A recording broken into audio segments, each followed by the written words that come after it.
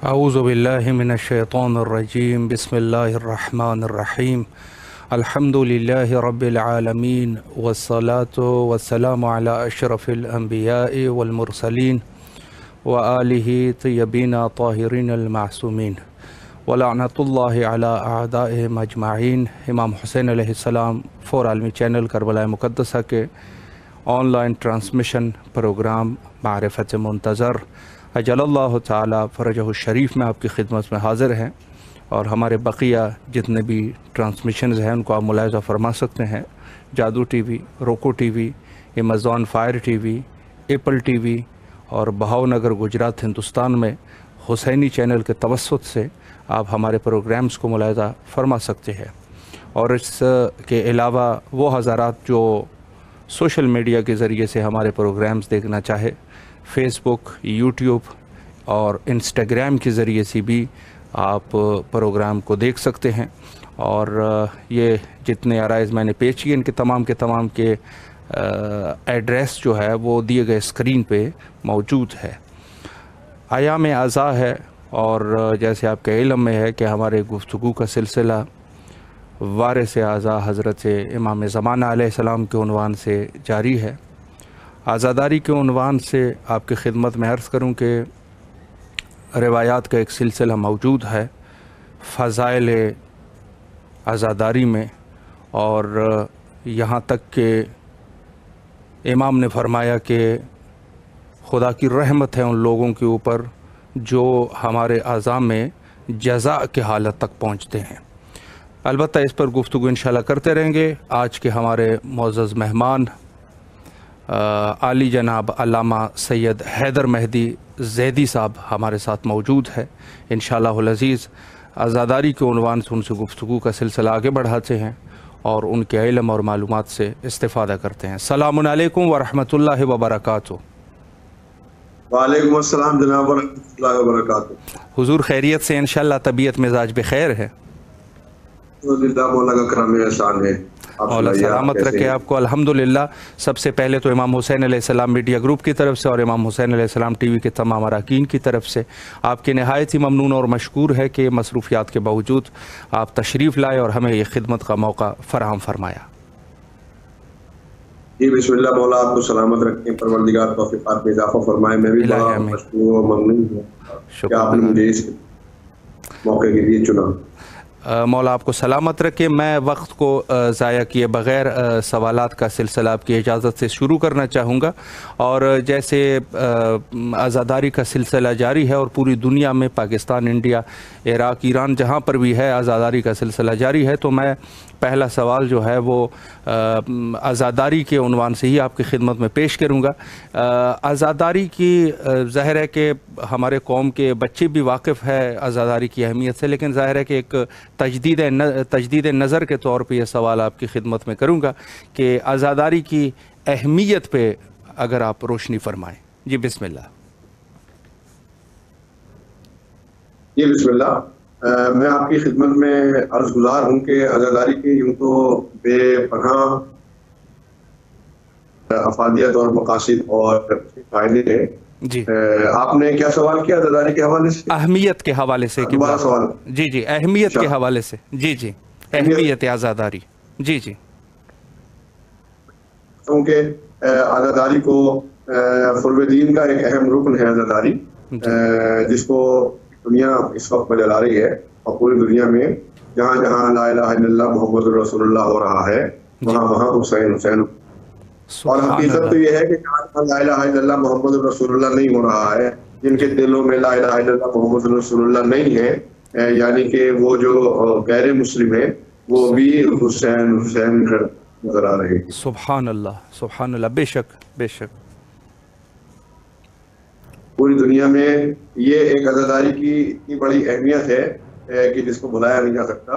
बल्कि आप ये देख लीजिए, हिंदुस्तान हो या पाकिस्तान हो या यूके हो या यूरोप हो या अमेरिका हो या कोई खित्ता ऐसा नहीं है जहाँ खुदा के मानने वाले भी नहीं है, वहाँ हुसैन के मानने वाले मौजूद हैं। जहाँ रसूल के मानने नहीं है वहाँ हुसैन के मानने वाले मौजूद हैं।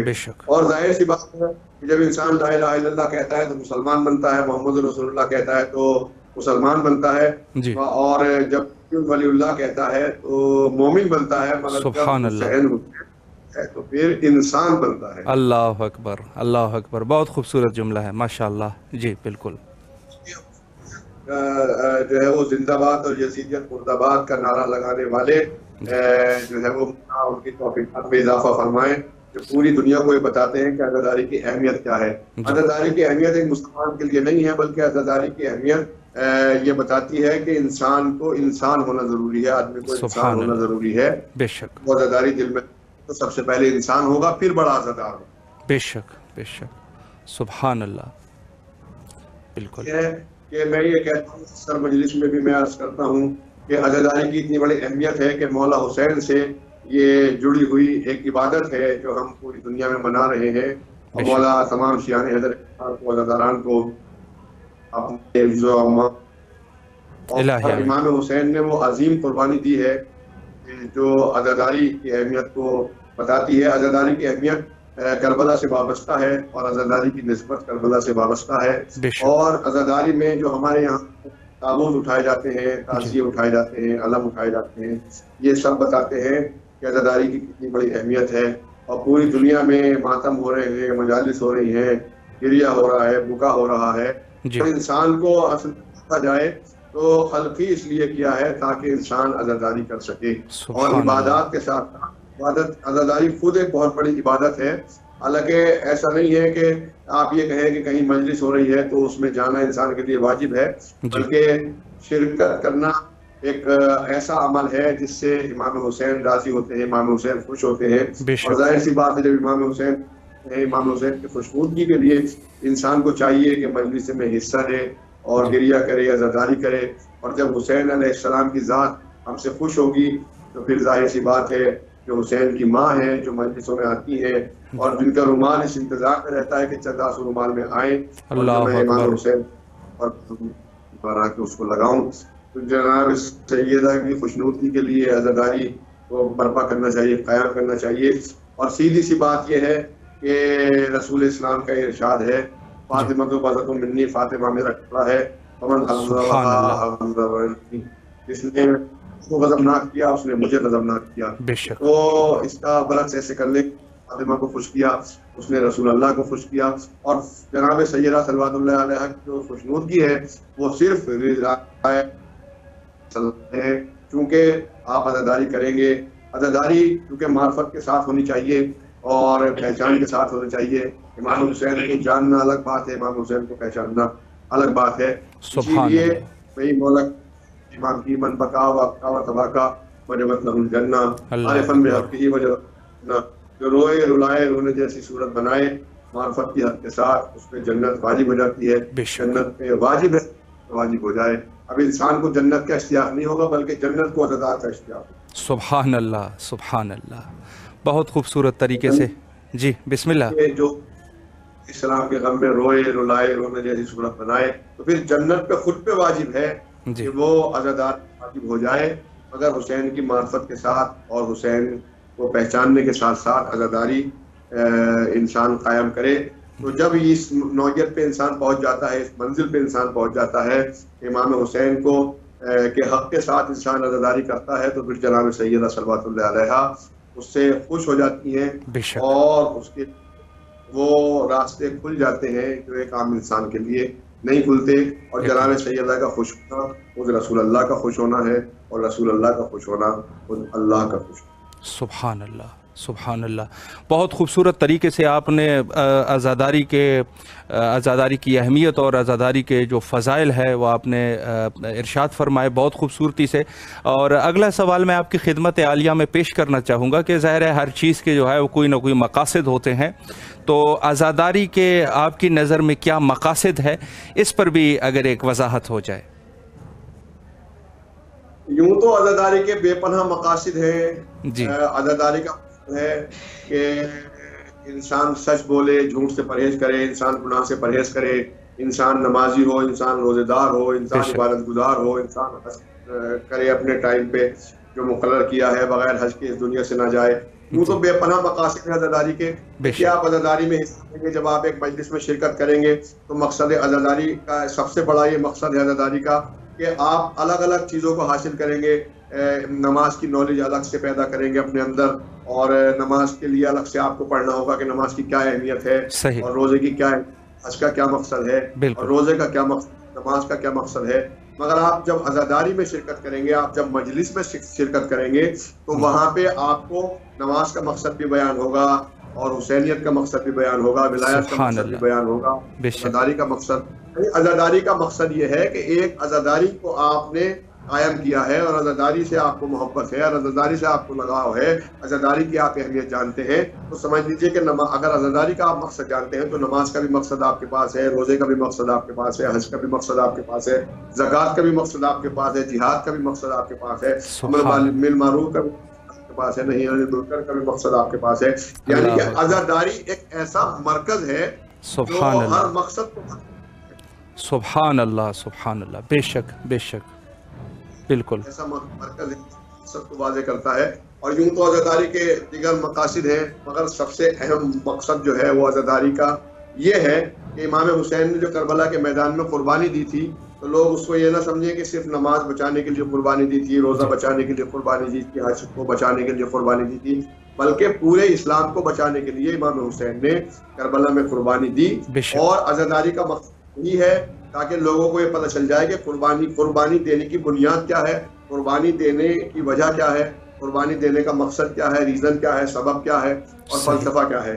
بے شک، قربانی عزاداری مقصد یہ ہے کہ قربانی حسین کو سمجھا جائے، بے اور شک، قربانی حسین نے اس لیے قربانی دی تھی امام حسین نے، جو حرام محمدی کو حلال محمدی اور حلال محمدی کو حرام محمدی، ایک اس وقت جابر و ظالم حاکم جو تخت نشین تھا وہ یہ چاہ رہا تھا، مگر امام حسین نے ایسی قربانی پیش کی۔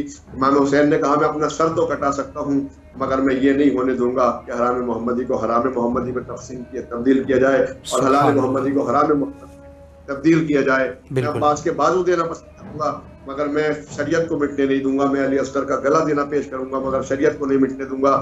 میں علی اکبر اپنے کڑیل جوان کے سینے پہ برشی کا پھل پیش کروں گا، محسوس کروں گا اور ہونے دوں گا، مگر عزاداری کا مقصد نہیں ختم ہونے دوں گا۔ میں عباس کے بازو قلم ہو جائیں گے، قاسم کا لاشا پامال ہو جائے گا، اللہ مگر میں اکبر، شریعت پہ آنچ نہیں آنے دوں گا۔ تو یہ شریعت پہ آنچ نہ آنے دینا امام حسین کا مقصد ہے، اور عزاداری کے ذریعے سے ہم امام حسین کے مقصد کو اجاگر کرتے ہیں۔ یہ ہے عزاداری کا مقصد۔ سبحان اللہ، سبحان اللہ، بہت خوبصورتی سے آپ نے بیان فرمایا۔ اگلا سوال آپ کی خدمت میں عرض کروں کہ ظاہر ہے کہ ہمارے مذہب شیعہ خیر البریہ کا وہی عمل کرتے ہیں کہ جو معصومین علیہم السلام کی سنت ہوتی ہے، تو عزاداری کے عنوان سے میں یہ سوال کچھ اس طریقے سے اگر کروں تو بہتر ہوگا کہ کیا یہ عزاداری سنت ائمہ اطہار علیہم السلام ہے؟ اس پر بھی اگر ایک وضاحت ہو جائے۔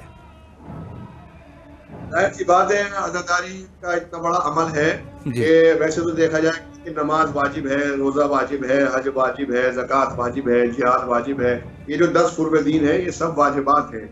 مگر کہیں کہیں ایسا ہوتا ہے کہ واجب کا اتنا ثواب نہیں ہوتا جتنا سنت کا ثواب ہوتا ہے، جتنا مستحب کا ثواب ہوتا ہے۔ بالکل، واجب کا اتنا ثواب نہیں ہوتا، کرنا یقیناً، ضروری ہوتا ہے، واجب ہوتا ہے، مگر ثواب کہیں کہیں مستحب کا زیادہ ہوتا ہے۔ تو عزاداری بھی ایک ایسا مستحب ہے کہ جس کا ثواب آپ یہ سمجھ لیجئے کہ واجب سے بھی زیادہ ہے، سبحان کیونکہ اللہ، اس ان کی پابندی نہیں ہے۔ واجب یہ ہے کہ نماز آپ ایک وقت میں پڑھ سکتے ہیں، اس کے بعد میں آپ پہ جس وقت میں واجب ہے اس وقت پڑھیں گے۔ روزہ آپ کو اوپر رمضان میں واجب ہے، مثلا حج کا ایک ٹائم معین ہے، وقت مقرر ہے، مگر عزاداری کا کوئی وقت مقرر نہیں ہے۔ آپ رات میں کریے، دن میں کریے، صبح میں کریے، شام میں کریے، سحر میں کریے، کسی بھی وقت کر سکتے ہیں آپ عزاداری، اور یہ اتنا بڑا مستحب عمل ہے۔ دوسری بات یہ ہے کہ نماز کے لیے مثال کے طور پہ آپ گھر میں ہیں تو پوری پڑھیں گے، سفر میں ہیں تو قصر پڑھیں گے۔ حج جو ہے وہ صاحب حیثیت پہ واجب ہے، اور جو صاحب حیثیت نہیں ہے اس سے حج ساقط ہے۔ روزہ صحت مند پہ واجب ہے، اور جو صحت مند نہیں ہے اس پہ روزہ ساقط ہے۔ مگر میں آپ کی خدمت میں عرض کر دوں کہ عزاداری کا مقصد جو ہے وہ جتنی محبت اہل بیت انسان کے دل میں ہوگی اتنی بہتر عزاداری کرے گا، اور یہ ایک ایسا سنت جو اہل بیت کی محبت کا اظہار کرتا ہے عزاداری۔ حالانکہ یوں تو ہر عمل محبت اہل بیت کا اظہار ہے، نماز بھی محبت اہل بیت سے اظہار ہے، روزہ بھی محبت اہل بیت سے اظہار کا نام ہے، مگر عزاداری ایک ایسا عمل ہے جو کلیتاً اہل بیت علیہ السلام کی محبت کا اظہار ہے، چونکہ اس میں آنسو بہائے جاتے ہیں، اس میں ان کی قربانیوں کو یاد کیا جاتا ہے کہ ہمارے امام نے کیسے قربانی پیش کی ہے کربلا کے میدان میں، بے اور شک آنسو بہا کے ہم اظہار کرتے ہیں کہ ہم محبت اہل بیت علیہ السلام دل میں رکھتے ہیں۔ دوسری بات یہ ہے کہ نماز کے لیے مثال کے طور پہ یہ حکم ہے کہ ان قبلت قبل ما سواہا ان ردت رد ما سواہا، جس کی نماز قبول اس کے سارے اعمال قبول، اور بے جس شک کی نماز رد سارے اعمال رد۔ یعنی کہ نماز ایک دین کا پلر ہے، نماز ایک دین کا ستون ہے، اور جی نماز کے بغیر کچھ نہیں ہے۔ نماز کے بغیر نہ روزہ قبول ہے، جس کی نماز قبول اس کا روزہ قبول، جس کی نماز قبول اس کا حج قبول، جس کی نماز قبول اس کا زکوٰۃ قبول، جس کی نماز قبول اس کا جہاد قبول۔ یعنی کہ جتنے بھی عمل دنیا میں ہیں وہ ساروں کی اگر قبولیت چاہتا ہے انسان تو جی پہلے نماز کی قبولیت اس کو درکار ہے۔ یعنی کہ نماز کی قبولیت ایک ایسی قبولیت ہے، ہر عمل کی قبولیت نماز کی وجہ سے ہے۔ بے یعنی کہ شک نماز اگر قبول انسان کی تو سب کچھ قبول ہے، اور نماز جب قبول ہے، امام شافعی علیہ الرحمہ نے فرمایا کہ کیا اہل بیت النبوت، تمہاری نبوت اے نبوت کے اہل بیت، تمہاری فضیلت کے لیے صرف اتنا ہی کافی ہے کہ جو تم پہ نماز میں درود نہ پڑھے اس کی نماز قبول نہیں ہے۔ اللہ اکبر۔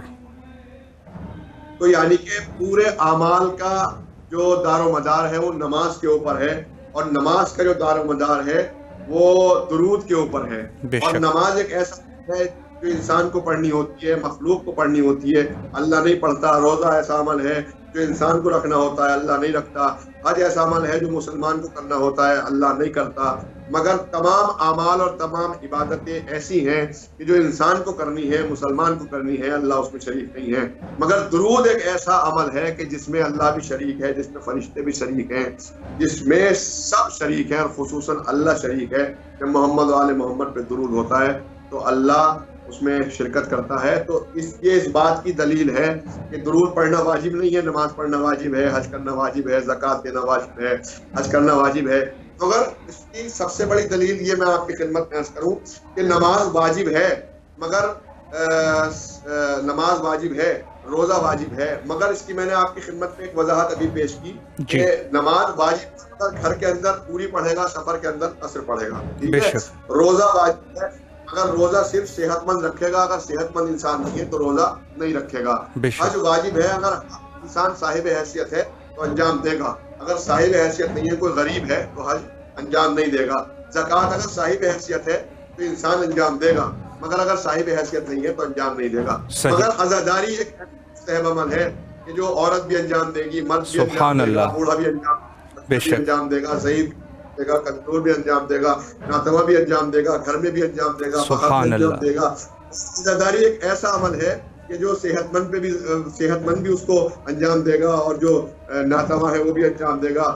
یعنی کہ صاحب حیثیت سے لے کے غریب تک، صحت مند سے لے کے بیمار تک سب عزاداری کو انجام دیں گے۔ یہ اس میں عزاداری واجب میں اور مستحب میں یہ فرق ہے، بے سب شک اس کو انجام دیں گے۔ بس عزاداری کرنے کے لیے ایک شرط ہے، جی اور وہ ہے خون کا طاہر ہونا، خون کا سبحان پاک ہونا۔ اللہ سبحان اللہ بے شک اس میں حلال خون دوڑ رہا ہوگا وہ حسین سے عزاداری کا اظہار کرے گا، اور بالکل حسین سے عزاداری کا اظہار ایک ایسا عمل ہے جو نماز کی بھی قبولیت کا باعث ہے، جو روزے کی بھی سبحان قبولیت اللہ کا باعث ہے، جو بے شک قبولیت کا باعث ہے۔ وہ کہتے ہیں کہ نماز کو ترجیح دیجیے، روزے کو ترجیح دیجیے، حج کو ترجیح دیجیے۔ ضروری عمل ہے نماز، نماز دین جی کا ستون ہے، نماز دین کا پلر ہے، مگر عزاداری محبت اہل بیت کا اظہار ہے۔ اگر محبت اہل بیت دل میں ہوگی، ایسا ہو نہیں سکتا جو عزادار ہو نمازی نہ ہو، عزادار ہو روزے دار نہ ہو، عزادار ہو عبادت گزار نہ ہو، عزادار ہو حج نہ کرتا ہو۔ جو حقیقی عزادار ہوگا وہ نماز کو بھی پڑھے گا، روزے کو بھی رکھے گا، حج بھی کرے گا، سارے کام انجام دے گا۔ تو یہ ہے عزاداری۔ بے شک بے شک تو یہ چونکہ ایک سنت اس کو کہا جاتا ہے عزاداری کو، اور یہ نہیں کہا جاتا کہ یہ واجب ہے۔ تو جی یہ میں اس لیے عرض کر رہا ہوں جی کہ سنت سمجھ کے نہ سمجھے انسان کی اس کی کوئی اہمیت نہیں ہے، اس کی بہت بڑی اہمیت ہے، کیونکہ یہ عزاداری جو اظہار ہے وہ امام حسین نے جو لہو بہایا ہے کربلا کے میدان میں، یہ اس کا اظہار ہے۔ اور میں آپ کی خدمت میں عرض کر دوں بسم کہ اللہ محبت اہل بیت کا اظہار ہے عزاداری۔ اب جی محبت اہل بیت کے لیے قرآن میں یوں تو دیگر مقامات پر آیتیں نازل ہوئی ہیں، نماز کے وجوب کے لیے بھی آیت ہے، صحیح روزے کے وجوب کے لیے بھی، حج کے وجوب کے لیے بھی جی آیت ہے۔ مگر میں آپ کی خدمت میں عرض کر دوں جی بات وہ یہ ہے کہ محبت اہل بیت کے لیے قرآن میں ایک آیت اتنی بڑی رکھی ہے پروردگار عالم نے، اتنی بافضیلت آیت ہے کہ جس کو کوئی منع نہیں کر سکتا. محبت اہل بیت کی اللہ نے کہا بسم اللہ الرحمن الرحیم قل لا اسألکم علیہ اجرا الا المودۃ فی القربى. میرے رسول ان لوگ کہہ دو کہ میں اپنی محبت، میں اپنی رسالت پر کچھ نہیں مانگتا سوائے اس کے کہ میرے قرابت داروں سے مودت اختیار کرو، محبت اختیار کرو. یعنی محبت اہل بیت کو پروردگار عالم نے اجر رسالت میں رکھا، نماز کو واجب میں رکھا، روزے کو واجب میں رکھا، کو واجب میں رکھا، زکوٰۃ کو واجب میں رکھا، جہاد کو واجب میں رکھا، مگر محبت اہل بیت کو واجب میں نہیں رکھا. محبت اہل بیت اجر میں رکھا. واجب اور ہے، بالکل اور ہے. واجب کا مطلب ہے اگر ایک واجب انجام دیا جائے، دوسرے کو چھوڑا جائے تو جس کو انجام دیا ہے اس کی جزا ملے گی، جس کو چھوڑا ہے اس کی سزا ملے گی. مثال کے طور پہ اگر کوئی شخص نماز پڑھے اور روزہ نہ رکھے تو نماز پڑھنے کی جزا ملے گی، روزہ نہ رکھنے کی سزا ملے گی. کوئی شخص نماز پڑھے، روزہ رکھے، حج نہ کرے، نماز پڑھنے کی جزا ملے گی، روزہ رکھنے کی جزا ملے گی، حج نہ کرنے کی سزا ملے گی. کوئی صاحب نماز پڑھے، روزہ رکھے، حج کرے، زکوٰۃ نہ دے، نماز پڑھنے کی جزا ملے گی، روزہ رکھنے کی جزا ملے گی، حج کرنے کی جزا ملے گی، زکوٰۃ نہ دینے کی سزا ملے گی. یعنی واجب اسے کہتے ہیں، واجب اسے کہتے ہیں ایک کو کیا جائے تو جس کو کیا ہے اس کی جزا ملے گی، جس کو چھوڑا ہے اس کی سزا ملے گی. اللہ نے محبت اہل بیت کو واجب میں نہیں رکھا بلکہ اجر میں رکھا. اگر اللہ محبت اہل بیت کو واجب میں رکھ دیتا تو بھائی مسلمان یہی کہتا، سب یہی کہتے ہم نماز بھی پڑھی ہے، ہم نے روزہ بھی رکھا ہے، ہم نے حج بھی کیا ہے، ہم نے زکوٰۃ بھی دی ہے، محبت اہل بیت کی تو نہیں کی، لہٰذا سب کی جزا دے، محبت اہل بیت کی سزا دے دے. اللہ نے کہا میں محبت اہل بیت کو واجب میں نہیں رکھتا بلکہ میں محبت اہل بیت کو اجر میں رکھتا ہوں. محبت اہل بیت اجر کا نام ہے. اس کا مطلب کیا ہے؟ اس کا مطلب ہے اگر یہ نہ کیا تو کچھ نہ کیا. محبت اہل بیت اجر ہے. اہل بیت سے محبت ہے تو نماز بھی قبول ہے، اہل بیت سے محبت ہے تو روزہ بھی قبول ہے، اہل بیت سے محبت ہے تو حج بھی قبول ہے، اہل بیت سے محبت ہے زکوٰۃ بھی قبول ہے. اور اگر اہل بیت سے محبت نہیں ہے تو نہ نماز قبول ہے، نہ روزہ قبول ہے، نہ حج قبول ہے، نہ زکوٰۃ قبول ہے، کوئی عبادت قبول نہیں ہے. تو عبادت ہے نماز، اور نماز کی قبولیت کی وجہ ہے محبت اہل بیت. سبحان اللہ، سبحان اللہ. بہت خوبصورت طریقے سے آپ نے بیان فرمایا، اور یقیناً ایسی ہے کہ اجر رسالت وہ واجب ہے، اور یقیناً آپ نے بہت ہی خوبصورت گفتگو فرمائی. آخری ایک سوال آپ کی خدمت میں پیش کروں اور پھر آپ کے زحمات تمام.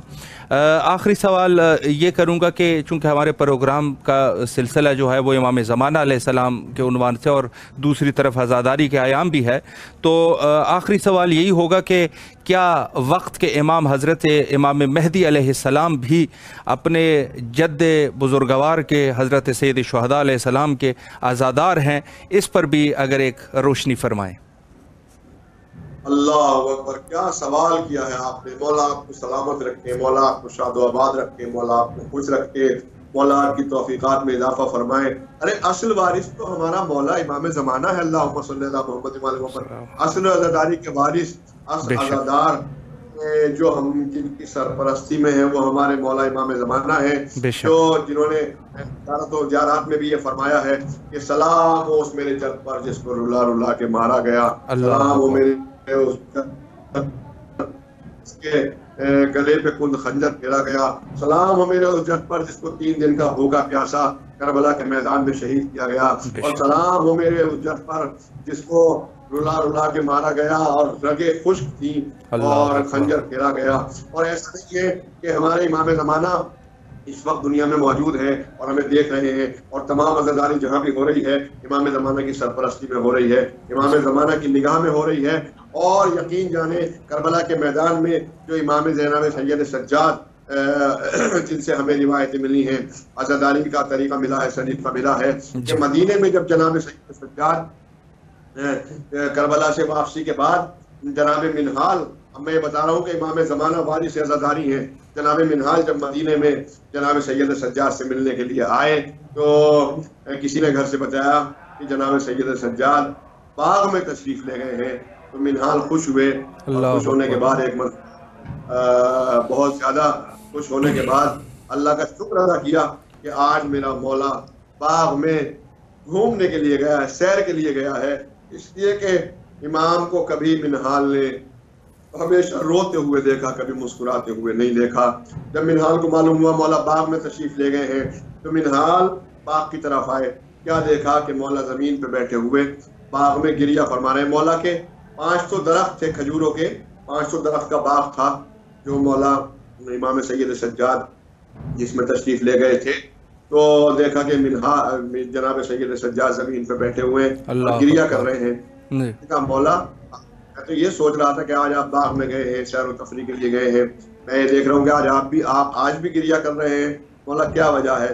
ایک مرتبہ جناب سید سجاد نے کہا منہال، اے منہال، جب میں یہ پانی دیکھتا ہوں تو مجھے اپنے بابا کی پیاس یاد آ جاتی ہے کہ میرا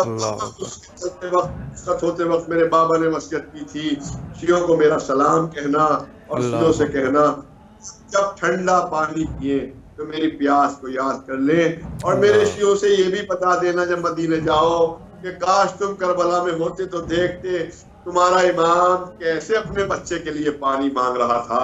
ایک مرتبہ منہال نے جب یہ سنا تو سننے کے بعد منہال نے کہا اے مولا آپ رو رہے ہیں، صحیح ہے آپ رو رہے ہیں، مگر یہ بتائیے کہ شہادت تو آپ کی میراث ہے۔ تو جناب سید سجاد نے منہال سے کہا اے منہال یہ بتا، یہ مجھے اس بات کا جواب دے، یعقوب کا ایک بیٹا بچھڑا تھا، اللہ اکبر، مگر جب اتنا روئے تھے کہ آنکھیں سفید ہو گئی تھی۔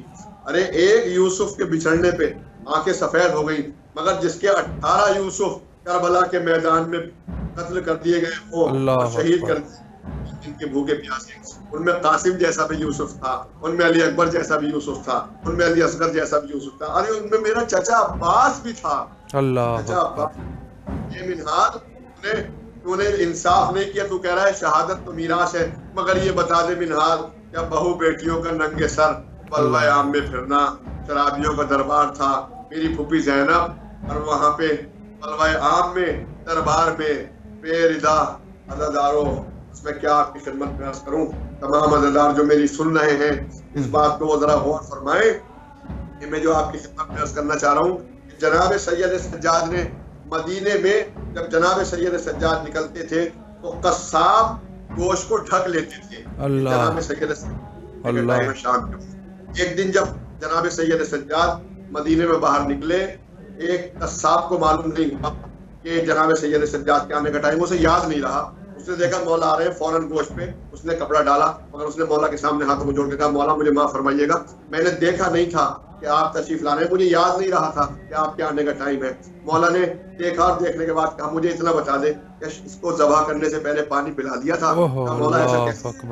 اللہ اکبر، یہ بتا دے اس کو ذبح کرنے سے پہلے چھری کو تیز کر دیا تھا؟ کہ مولا ایسا کیسے ہو سکتا ہے کہ کسی جانور کو ہم ذبح کریں اور چھری کو تیز نہ کریں؟ کہ اتنا اور بتا دے، ایک آخری سوال کا جواب دے دے کہ چونکہ جب اس جانور کو ذبح کیا تھا تو کوئی جانور اسے دیکھ تو نہیں رہا تھا؟ تو ایک مرتبہ اس نے کہا مولا ایسا کیسے ہو سکتا ہے کہ ہم کسی جانور کو ذبح کریں اور جانور اس کو دیکھے، اس لیے کہ جانور اگر جانور کو ذبح ہوتے ہوئے دیکھے گا تو اس کے دل پہ کیا گزرے گی۔ میرے مولا سید سجاد نے کربلا کی طرف رک کر کے کہا ہاں میرے بابا، جانوروں کو بھی جب ذبح کیا جاتا ہے تو پانی ہے، اگر تمہیں 3 دن کا بھوکا پیاسا شہید کر دیا گیا، جب جانور کو ذبح کیا جاتا ہے چھری کو تیز کیا جاتا ہے، مگر ہاں میرے بابا آپ کے گلے پہ جب چھری چلی تو کند خنجر پھیرا گیا، جب جانور کو ذبح کیا جاتا ہے تو کسی جانور کے سامنے ذبح نہیں کیا جاتا، مگر میرے بابا آپ پہ کتنا بڑا ظلم ہوا ہے کہ جس وقت آپ کے گلے پہ خنجر پھر رہا 72 قدم سے میری پھوپھی زینب دیکھ رہی تھی اور کہہ رہی تھی شمر میرا بھیا 3 دن کا بھوکا پیاسا ہے۔ تو یہ عزاداری ہمیں وہیں سے ملی ہے۔ تو امام وقت کربلا کے میدان میں موجود ہے تھے، اور اس کے بعد سینہ بسینہ امام سینہ بسینہ عزاداری منتقل ہوتی رہی، چوتھے امام سے 5ویں امام کے پاس اور 5ویں امام سے 6ٹھے امام کے پاس، اسی طریقے سے ہوتی ہوئی عزاداری کی اسم ہمارے امام زمانہ کے پاس آئی، جو ہمارے حقیقی وارث اس وقت پردہ غیب میں ہیں۔ عزاداری ان کی سرپرستی میں ہوتی ہے۔ پروردگار جہاں جہاں جو عزادار عزاداری کر رہے ہیں سب کے اوپر امام زمانہ کی سب کی خوشنودگی کے لیے سب عزاداری کر رہے ہیں، پروردگار سب امام زمانہ کی نگاہ میں رہیں اور امام زمانہ پروردگار کی اجازت سے جلد سے جلد تشریف لائیں تاکہ خود ہمارے ساتھ اور ہم یہ فخر محسوس کریں کہ امام زمانہ کے ساتھ ہم نے عزاداری کی ہے اور ہم نے کھل کے امام زمانہ عزاداری کر کے دکھائی ہے لوگوں کو، تاکہ حقیقی وارث آ جائے اور اسلام کا پرچم بلند ہو جائے اور خون امام حسین کا امام زمانہ سب سے بدلہ لے. اور جس طریقے سے بدلہ لے ملتا ہے تاریخ میں کہ امام زمانہ آئیں گے تو خون امام حسین کا بدلہ لیں گے. اور میں آپ کو بتا دوں امام زمانہ کے حوالے سے کہ امام زمانہ جب آئیں گے تو خون حسین کا بدلہ لیں گے، اور جب امام زمانہ شہید ہو جائیں گے خون حسین کا بدلہ لیتے.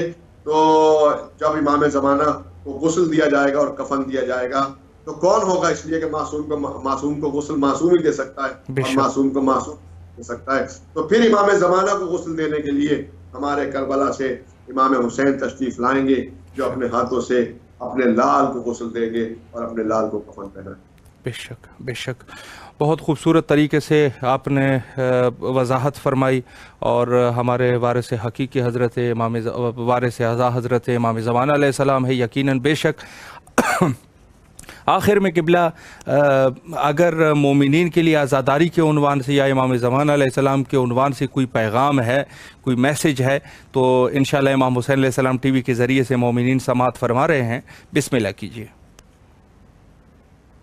بس میری یہ گزارش ہے مومنین کے لیے، سب سے بڑا میرا میسج ہے کہ مومنین جب آزاداری قائم کریں، تو میرا میسج خواتین کے لیے ہے، خواتین پردے کا بہت خیال رکھیں، اور جب آزاداری کریں مومنین تو کوئی ویڈیو نہ بنائیں ایسی، خاص کر خواتین میں ایسی ویڈیو بنائیں وہ ایسا لگتا ہے کہ جیسے اندر ہم ویڈیو بنا رہے ہیں مگر اس کو صرف ہم ہی لوگ دیکھ رہے ہیں، مگر وہ ویڈیو وائرل ہو جاتی ہے، اور ویڈیو وائرل ہونے کے بعد وہ یوٹیوب اور فیس بک کے سوشل میڈیا کے ذریعے سے دنیا کو اس کو میں دیکھا جاتا ہے. اور وہ خواتین ہماری ننگے سر جو جن کی ویڈیو وائرل ہوتی ہے، تو ہم یہ کہیں گے کہ اگر عزاداری میں جو خواتین ہیں وہ جو حصہ لیں تو وہ پردے کے ساتھ حصہ لیں، اس لیے کہ اگر کوئی اپنا ویڈیو بنایا اور کوئی وائرل ہو ویڈیو تو وہ پردے کے ساتھ وائرل ہو، بے پردگی کے ساتھ وائرل نہ ہو. یہ تو میرا خواتین کا میسج ہے. اور میرا جو تمام مومنین ہیں، یہ مومنات کے لیے میسج تھا کہ پردے کا خاص خیال رکھیں، اس لیے کہ جناب سیدہ کی سیرت پہ عمل پیرا وہی خواتین ہیں جو پردے کا خیال رکھیں. اور ہمارا مومنین کے لیے یہ میسج ہوگا عزاداری کو لے کے کہ مومنین عزاداری کر رہے ہیں پوری دنیا میں. ایک انسان اگر کوئی دیکھے، غیر مسلم کوئی دیکھے یا غیر شیعہ کوئی دیکھے، تو وہ دیکھنے کے بعد ایک عزادار کو دیکھنے کے بعد یہ کہے کہ مولا کا عزادار ایسا ہوتا ہے. یعنی کہ عزاداری کے ساتھ ہم عبادات کو بھی ساتھ میں رکھیں، نماز روزے کو بھی ساتھ میں رکھیں، اور جو حقوق اس کو بھی ساتھ میں رکھیں، حقوق لباس ہے اس کو بھی ساتھ میں رکھیں، تاکہ عزاداری کا مس یوز نہ ہو. عزاداری ہمارے لیے، عزاداری ہمارا تشخص ہے، عزاداری ہمارا امتیاز ہے، عزاداری ہماری پہچان ہے. تو میں اپنے مومنین حضرات سے کہوں گا، عزادار اور ماتمی حضرات سے کہوں گا کہ آپ پوری رات شب داریہ کرتے ہیں، پوری رات ماتم کرتے ہیں، مگر اس چیز کا خیال رکھیں کہ جب آپ شب داری ختم کریں اور ماتم ختم کریں تو صبح کی نماز باقاعدہ طریقے سے آپ انجام دیں، اور مولا پروردگار عالم کی بات کریں، 2 رکعت نماز پڑھیں اور سجدہ کریں، اور اپنے لیے دعائیں کریں کہ ہمیں پروردگار اسی طریقے سے سید الشہداء کی عزاداری پہ قائم و دائم رکھ. یعنی کہ عزاداری کا مقصد یہ ہے کہ انسان صحیح انسان ہو، اور انسانیت کے ساتھ ساتھ حقوق دنیا اور حقوق انسانیت بجا لاتا ہو. یہ عزاداری بے شک بے شک. قبلہ اللہ کو توفیقات خیر میں اضافہ فرمائے. ایک دفعہ پھر بھی امام حسین علیہ السلام ٹی وی کے تمام اراکین کی طرف سے آپ کے نہایت ہی ممنون اور مشکور ہے کہ آپ تشریف لائے اور نہایت ہی مہم نکات پہ آپ نے اشارہ فرمایا. مولا کے حفظ و امان میں رہیں. کربلا مقدسہ میں آپ کی طرف سے نائب و زیارہ اور دعا گو ہیں، اور انہی کلمات کے ساتھ آپ سے بھی التماس سے دعا کرتے ہیں. مولا آپ سب کو سلامت رکھیں، شاد و آباد رکھیں، خوش رکھیں، کوئی غم نہ دے سوائے غم اہل بیت علیہم السلام. الہی آمین، الہی آمین. مولا آپ کو بھی سلامت رکھے. فی امان اللہ. اللہ حافظ. اللہ حافظ. جی بہت اچھی گفتگو فرمائی مولانا نے، اور جس طریقے سے انہوں نے گفتگو کی اور بہت اچھا میسج بھی دیا، اور عزاداری کی اہمیت کے عنوان سے بھی ایک بہت اچھی چیز جو انہوں نے بیان فرمائی وہ یہ رہی کہ جہاں تک ہمارے خواتین کے پردے کا سلسلہ ہے تو یقیناً آج کا جو سوشل میڈیا کا دور ہے، تو اس سوشل میڈیا کے دور میں ویڈیو وائرلز ہو جاتی ہے، اور آج کل تو بڑا ہی عجیب دور ہے. انسان نہ بھی اگر ویڈیو کو کسی کو نہ بھی بھیجنا چاہے تو کچھ ایسے حالات ہے، کچھ ایسے عناصر ہے جو کہ ویڈیو آپ کے موبائل سے بھی لے سکتے ہیں۔ تو البتہ اس قسم کی چیزوں میں ہمارے لیے احتیاط یہی ہے کہ خواتین جو ہے وہ جو مخصوصاً ذاکری کرتی ہے یا عزاداریہ اور یا ان چیزوں میں، تو اس قسم کی چیزوں کو وہ نہ کرے۔ اولاً تو ویڈیو لینا ہی کوئی ضروری نہیں ہے، جب آپ مولا کے لیے کر رہے ہیں تو پھر تو یہ چیزیں جو ہے وہ ویڈیو کی کیا ضرورت ہے،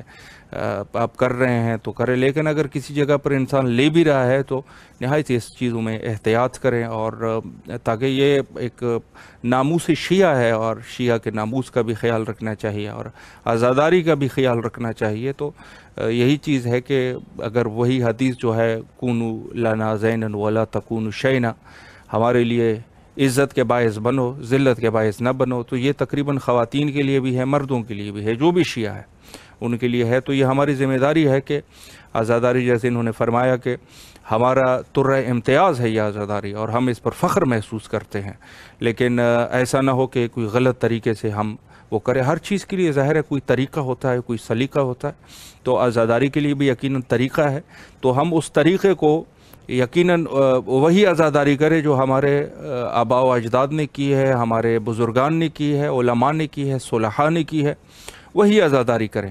عزاداری میں اپنی طرف سے کچھ ایسی چیزیں لے کے آنا، اولاً تو یہ ہے کہ دیکھیں شاعر میں تو ہر وہ چیز آ سکتی ہے کہ جو بھی حرام نہ ہو تو یہ آ سکتی ہے، لیکن یہ ہے کہ اب یہ ہے بعض ایسی چیزیں ہیں جو کہ حرام کی طرف لے کے جاتی ہے، تو یہ حرام والی چیزیں جو شریعت میں حرام ہے ان چیزوں کو عزاداری میں نہ لایا جائے، اور یہ ہماری ذمہ داری ہے۔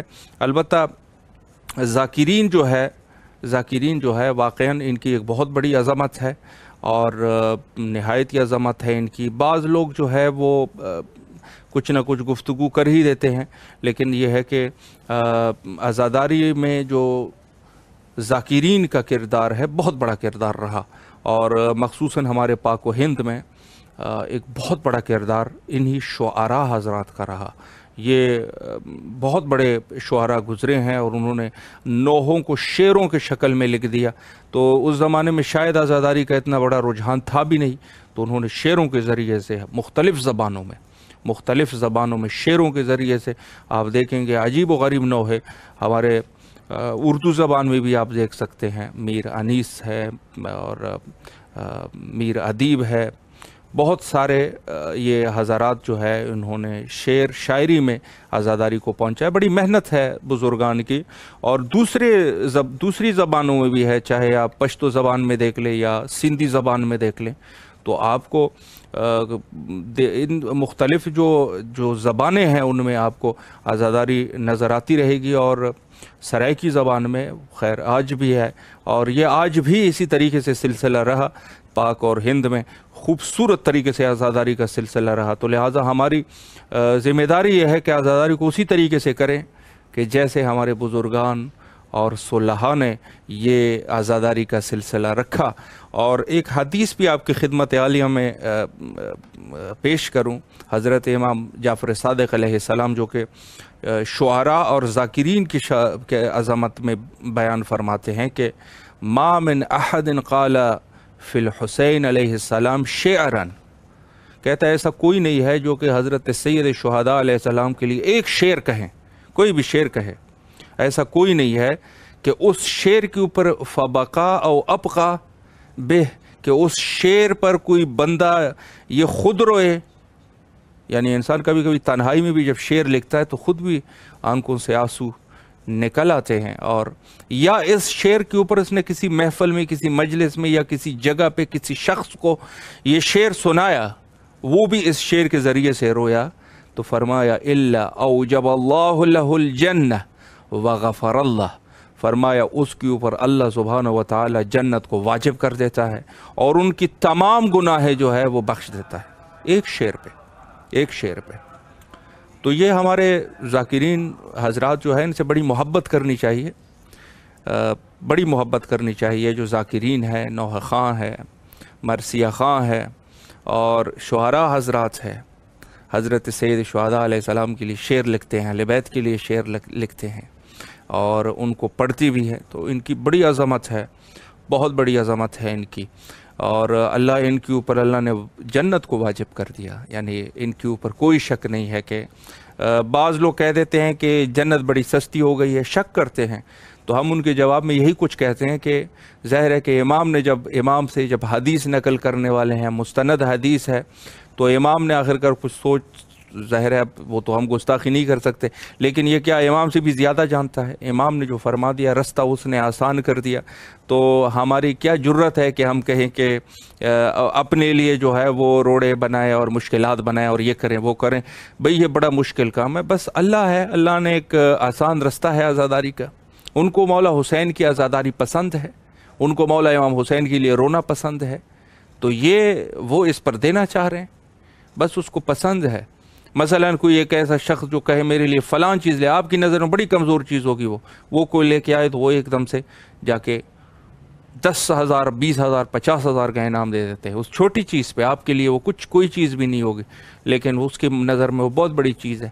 تو عرض کروں آپ کی خدمت میں کہ ہم لوگوں کو خود جو ہے ان چیزوں میں اپنے لیے مشکل نہیں کرنے چاہیے، یہ خدا کی مرضی ہے، وہ جس چیز کو چاہے، وہ جس چیز کو بھی چاہے تو اس کو وہ آسانی سے وہ آپ کے لیے پیش کر سکتے ہیں، اور آپ کو ایک کم چیز پہ جو آپ کی نظر میں کم چیز ہوگی اس کے اوپر وہ جنت دے دیتے ہیں۔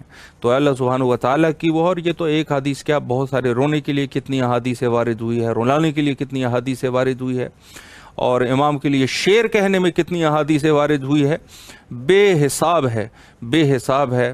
اور یہی وجہ ہے، یقیناً یہی وجہ ہے کہ یہ خود حضرت سید شہداء علیہ السلام کا غم یہ ایک معجزہ ہے، اور معجزہ کچھ اس طریقے سے ہے کہ کوئی بھی، یعنی اگر چاہتے ہوئے بھی لوگوں نے کوشش کی ہے کہ عزاداری کو ٹھنڈا کیا جائے، عزاداری کے فضائل کو کم کیا جائے، لیکن وہ یہ نہیں کر سکتے۔ اس کی وجوہات یہ ہے کہ ایسا ممکن ہی نہیں ہے، چونکہ یہ اللہ سبحانہ و تعالیٰ کا معجزہ ہے، اور معجزہ جو ہوتا ہے وہ جب سے معجزہ ہو جائے، جب تک کائنات باقی ہے وہ معجزہ باقی ہے۔ معجزہ اسی کو کہتے ہیں۔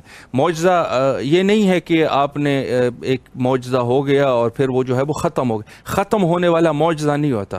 معجزے کے شرائط میں یہ ہے کہ وہ جاری رہتا ہے، اور ہر دور میں لوگوں نے، دشمنان نے کوشش کی ہے کہ عزاداری کے اس کو کم کیا جائے، لیکن یہ کم نہیں ہوتا۔ اور آپ جا کے زیارت ناہیہ کو پڑھ سکتے ہیں، اصل عزادار اور وارث حقیقی اعلیٰ حضرت امام زمانہ علیہ السلام ہے، اور انہوں نے ہی عزاداری کو ترویج دی ہے، بلکہ تمام ائمہ نے ترویج دی ہے۔ اول سے لے کے پروگرام میں ہم عرض بھی کر رہے تھے کہ حضرت امیر المومنین علیہ السلام سے لے کر، چونکہ اس دور میں حضرت سید شہداء علیہ السلام کی شہادت بھی نہیں ہوئی، لیکن انہوں نے بھی عزاداری کا سلسلہ وہ کس طریقے سے رکھا، انہوں نے وہ گریہ فرماتے تھے، رسول اللہ گریہ فرماتے تھے۔ اور دوسرے ائمہ میں جب یہ شہادت ہوئی ہے تو مکمل طور پہ، رسمی طور پہ عزاداری ہوئی ہے، اور مخصوصاً حضرت امام سجاد علیہ السلام کے دور میں حتیٰ غلاموں کو اکٹھا کر کے، اور اس دور میں چونکہ سختیاں تھی، بنی امیہ کا دور تھا، تو اس میں انہوں نے ایک یعنی غلاموں کو اکٹھا کر کے تہخانوں میں عزاداری کرتے تھے، اور اپنے والد مظلوم کا، حضرت سید شہداء علیہ السلام کا وہ حال اور احوال سنایا کرتے تھے، اور ان کی مظلومیت کو ان کے اوپر آشکار کرتے تھے، تاکہ یہ لوگ جو ہے اگلے سال پھر ان کو آزاد کیا جاتا تھا اور یہ چلے جاتے تھے، اور یہ جو چیزیں انہوں نے امام سے سنی ہوتی تھی یہ جا کے دوسرے علاقوں میں یہ چیزوں کو پہنچایا کرتے تھے، اور اسی طریقے سے عزاداری کی ترویج ہوئی۔ وقت جو ہے وہ ہمارا ختم ہو چکا ہے، اور حجت خدا کے ظہور کے لیے زیادہ سے زیادہ ہمیں دعا کرنی چاہیے۔ اللہم عجل لولیک الفرج۔